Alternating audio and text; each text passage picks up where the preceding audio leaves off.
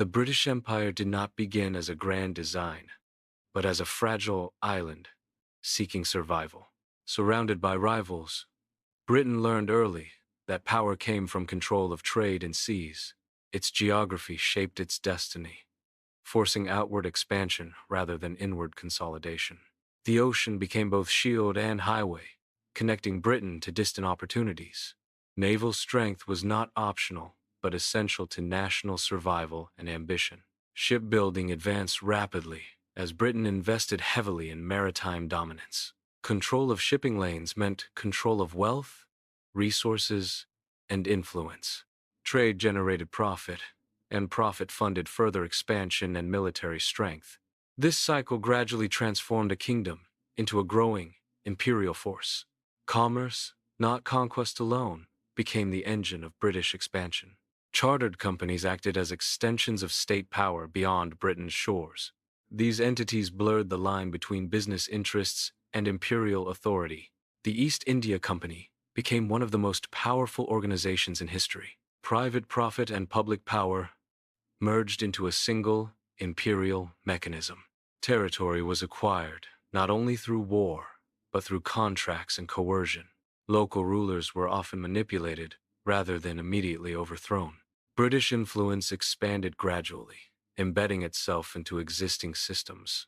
Administration followed trade, and control followed administration. Law became a tool to legitimize British authority in foreign lands. British legal systems were imposed to standardize governance and taxation. This standardization reduced resistance by making rule appear orderly and rational. Beneath this structure, economic extraction remained the central objective. Resources flowed outward, enriching Britain while reshaping colonized societies. Imperial expansion was justified as progress, civilization, and stability. Resistance was reframed as disorder, rebellion, or backwardness. This narrative helped legitimize force when cooperation failed. Military power existed to reinforce economic control when necessary. Armies were stationed strategically to protect trade routes and ports. Violence was calculated, targeted, and designed to deter future defiance. The empire learned that fear could be efficient when applied selectively. Control relied on appearing inevitable rather than constantly brutal. This perception of permanence discouraged rebellion before it began. Over time, Britain mastered ruling vast populations with minimal personnel. Local elites were co-opted to govern on Britain's behalf. Loyalty was rewarded with status, protection, and economic opportunity. Disloyalty resulted in removal, punishment, or destruction. This system created dependency rather than direct occupation. The empire expanded faster than it could be fully controlled. Yet bureaucracy allowed Britain to manage complexity across continents. Paperwork, records, and reporting became imperial weapons. Information traveled faster than armies, enabling preemptive intervention.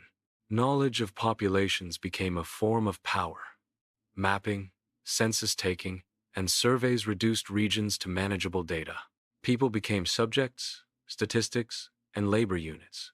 The empire's strength lay not only in force, but in organization. Order was maintained through predictable systems rather than constant coercion.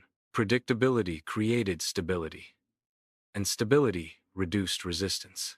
This approach allowed the empire to grow with remarkable efficiency. But efficiency carried hidden costs that would emerge over time.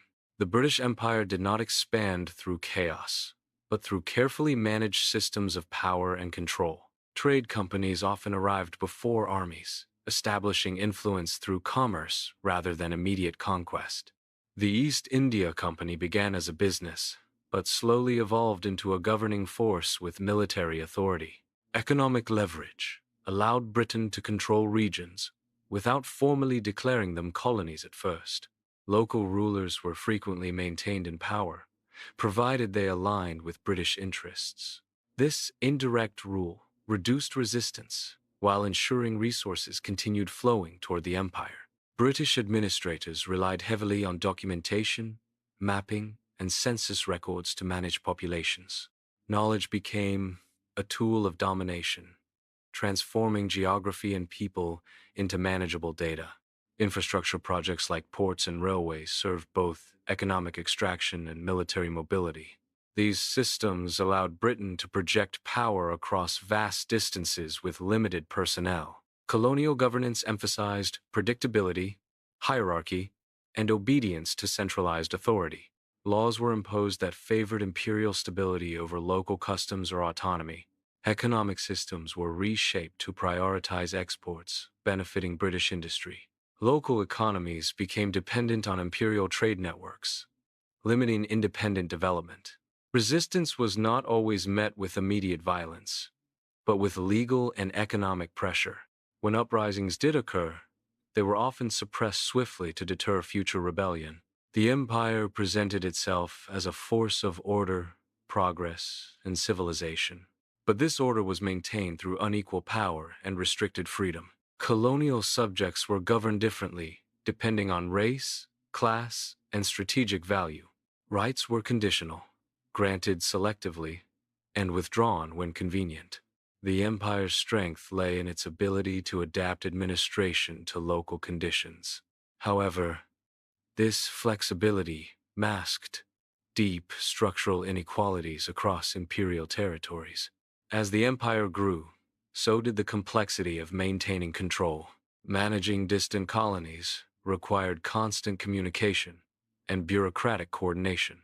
Any disruption to this system threatened the stability of imperial rule. As the British Empire expanded, the cost of maintaining control increased alongside its global reach.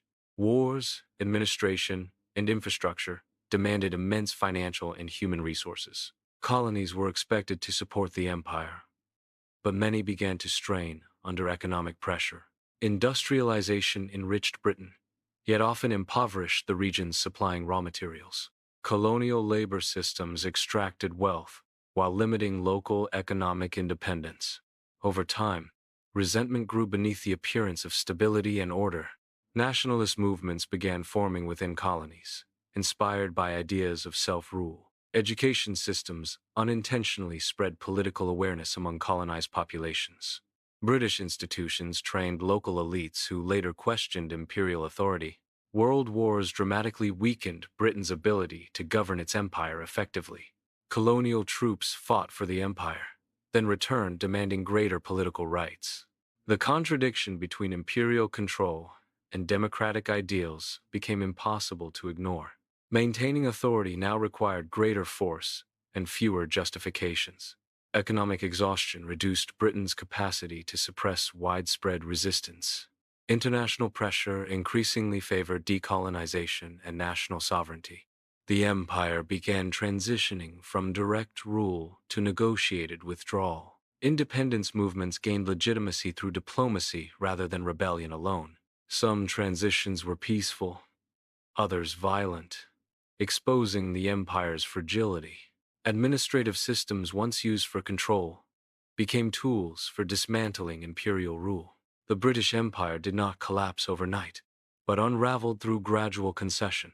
Each withdrawal weakened the illusion of permanence and global dominance. Former colonies reshaped identities independent of imperial oversight.